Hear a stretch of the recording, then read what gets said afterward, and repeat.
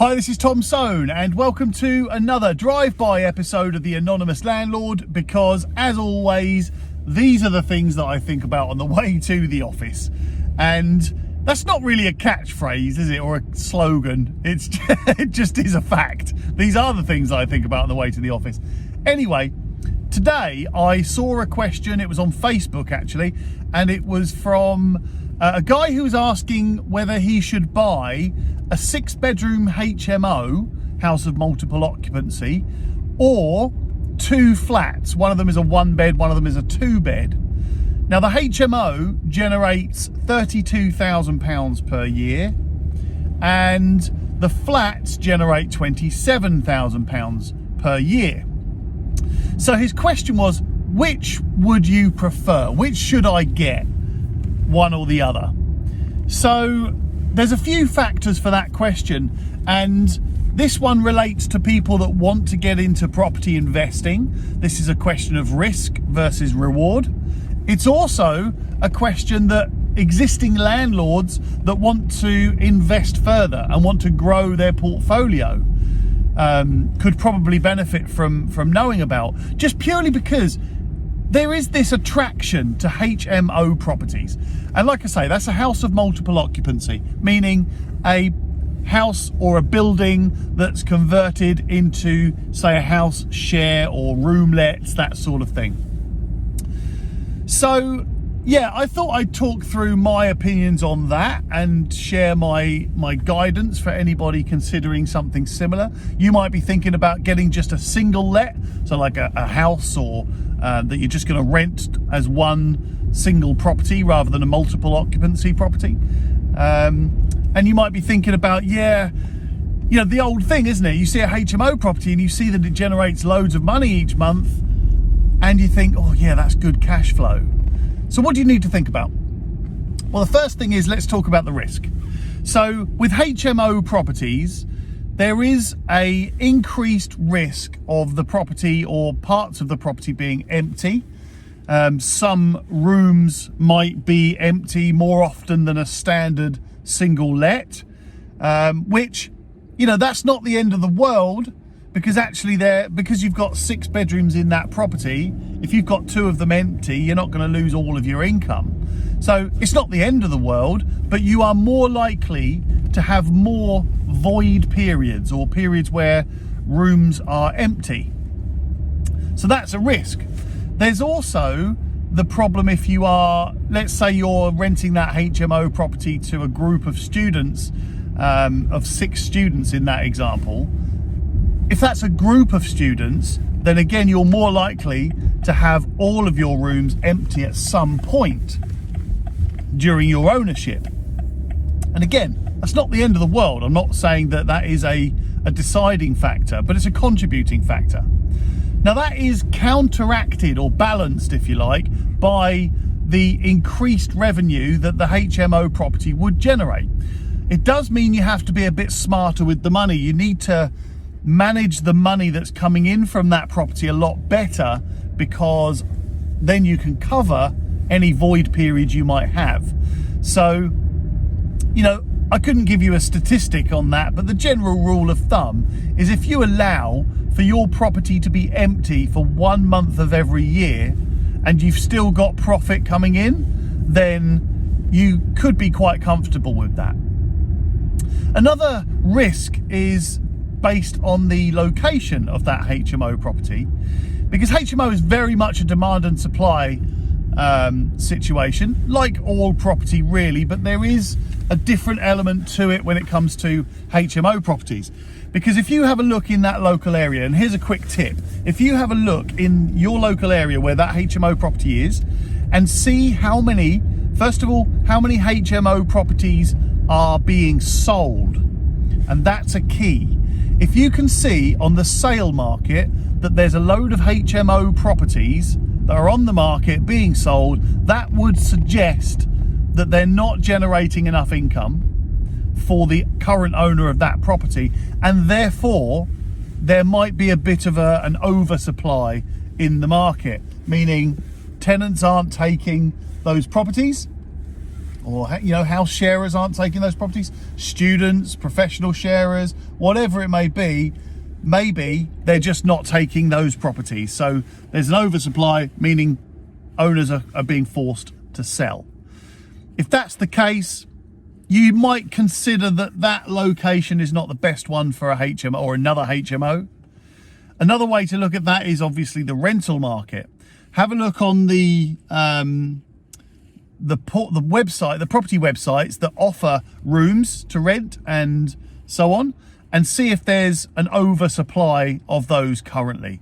And you can filter it. You can actually see, you can select that you can see the let properties as well as the on the market properties to give you an idea of what the ratio is and which ones are being let, which ones are being or remaining empty. Now there's another little tip as well when you're comparing. So if you're going to buy a HMO, I don't know whether, if you're going to buy a HMO, I don't know whether you're going to do it up, refurbish it, or rearrange it, or whatever it may be, or whether you're going to buy it as it is and so on. So if you are going to refurbish it and improve it, then have a look at the other properties on the market. Check out the ones that have been let.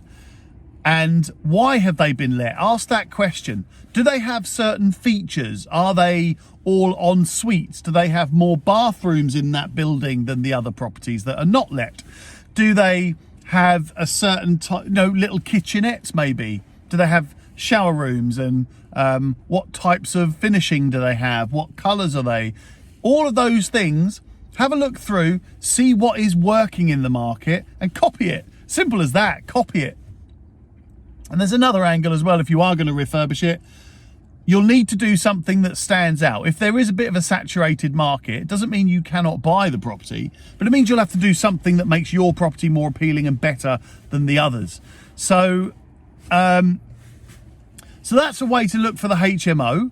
A couple of other risks may be, and by the way, this is all totally unscripted. I just kind of hit record and see what comes out of my mouth.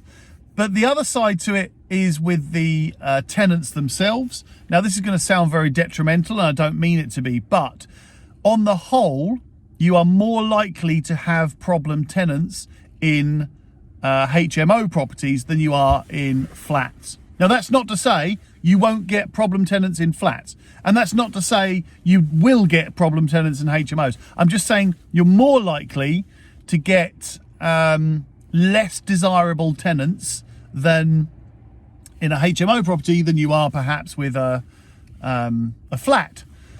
So it just contributes towards a slightly higher risk. That is, of course, balanced again by the fact that it's a lower rent payment, meaning it should be more affordable for people, hopefully. So yeah, look, there's tons of legislation around HMO properties as well, and that's certainly something to watch out for. If you're going to manage that HMO yourself, there is an absolute minefield of HMO legislation for landlords. Now, look, if you want to get some guidance on that, give me a shout. Facebook message me or email me, tom@pinkstreet.co.uk, and I'll definitely try and help as much as I can. But if you're going to go alone and do it yourself, then you need to do some research and education into what you actually need. And it's not always clear.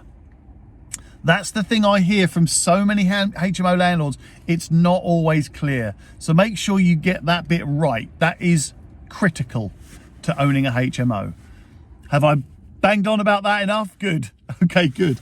It is probably the biggest topic in the UK property market right now, certainly for landlords, is HMO legislation and so on. And it's just going to keep going and going and going. So with the flats, now of course there are risks to having a flat. So first of all, there's always going to be, well, most of the time there's going to be a service charge, there's going to be ground rent, you're going to need to have a different type of insurance because it's a leasehold property. So you will need to check the remaining term of the lease, of course. Mortgage lenders don't really like anything below 80 years. They don't really like anything below 90, to be honest. So anything less than that, you'll need to build in the cost of extending that lease at some point soon. So the service charges, ground rents and all of that, it does put some people off, but I don't think it needs to. You just need to build it into your calculation. So you can always get a forecast from the historic year or from the previous year of service charge. That will give you a guide. Now, bearing in mind the service charge can go up and down depending on what's required to be done at the property. So definitely make sure you know what those numbers are. And if you're making profit at the end of it, great. You'll normally have a tenant in a flat, in a good flat. Look, I'm not talking about a real wreck of a flat here. If you've got a good flat or you refurbished it to a good standard, then you'll normally get more secure tenants than a HMO property. You could well have tenants around the sort of average of 4 years per tenancy area, which is positive for a flat, you know. And then when you get a house, it's a bit more. When you get a bigger house, it's a bit more. When you get an HMO, it's a bit less. You know, you might get someone occupies the room for an average of 18 months to 2 years, perhaps. Again, that's not the rule. That's the general overview, if you like. So that gives you a couple of figures to forecast for. So if you forecast that every 4 years your property is going to be on the market for a month or two, then you can forecast for that, and you can mitigate against it. You can keep that cash back just in case you've got to pay your mortgage without any rent income for a month or so.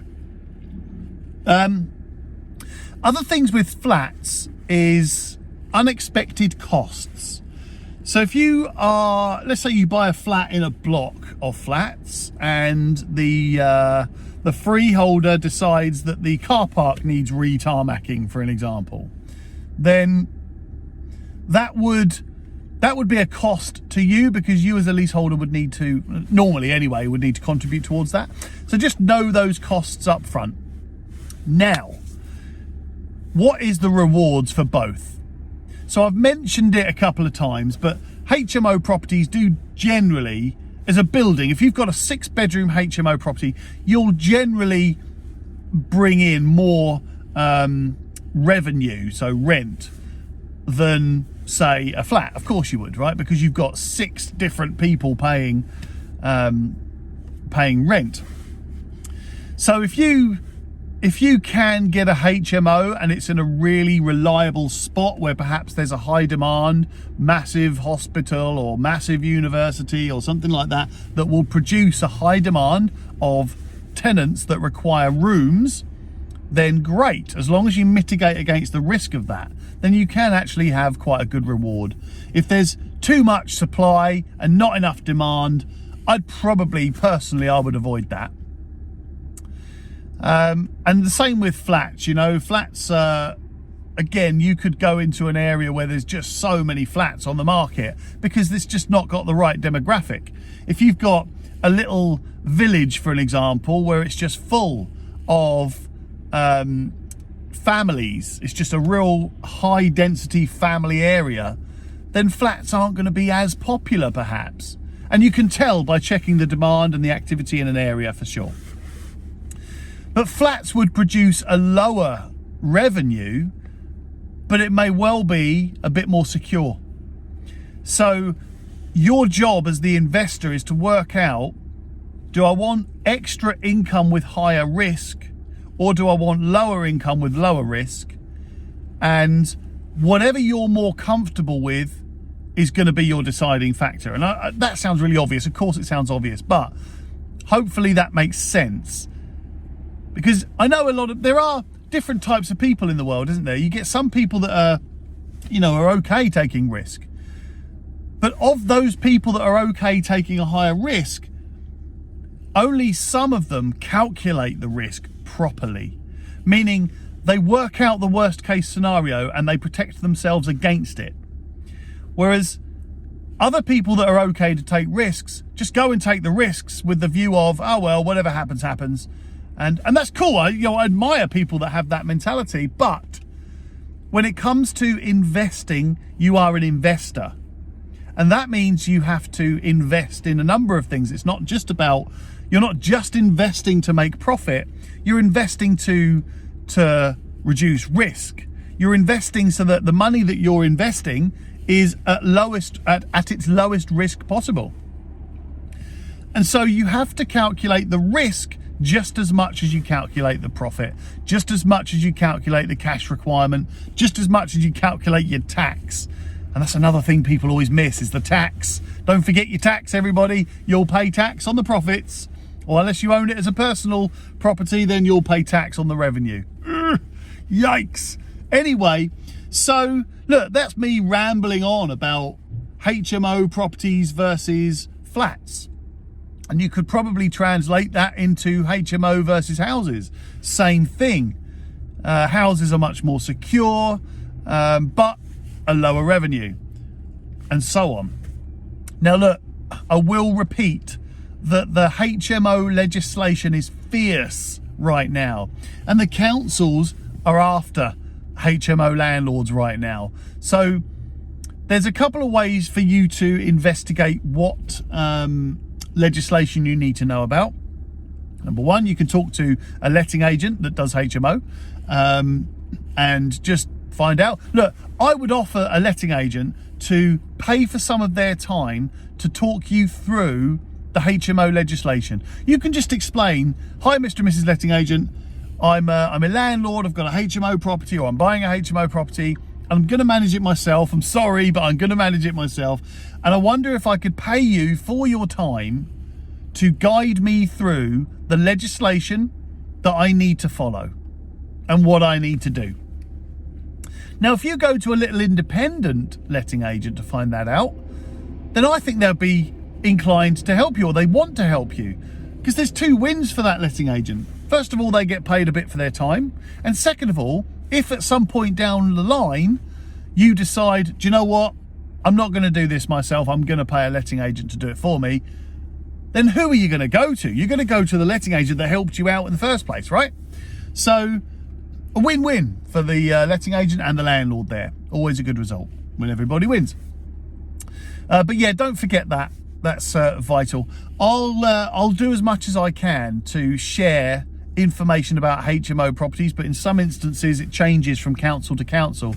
So I can only really produce the general stuff that's countrywide. I can't really do comment on the stuff that's for your specific council. Anyway, I hope that helps. Are you currently, by the way, could you help me out a little bit here? I really want to hear from people that have HMO properties, because I want to find out what you like or dislike about a HMO property, i.e., you know, why did you buy it? Did you buy it for the cash flow, or did you buy it because there was huge demand? What's the demand like now compared to when you bought it? Just help me out a bit with that, would you? I'm just curious. I'm very curious about landlords that own HMO properties. And then the other way around, do you have a flat? Do you have a single let or a house or whatever? And have you thought about going into HMO? The reason I want that is, by the way, I'm starting to put together a bit more information about HMOs, not just about the legislation, but about buying them correctly, how to set them up correctly, and what to include in your HMO property that will make sure you'll get good response, good return. How to price a HMO, what to include in a HMO, and what to watch out for. There are some definite and very clear factors to watch out for with HMO purchasing.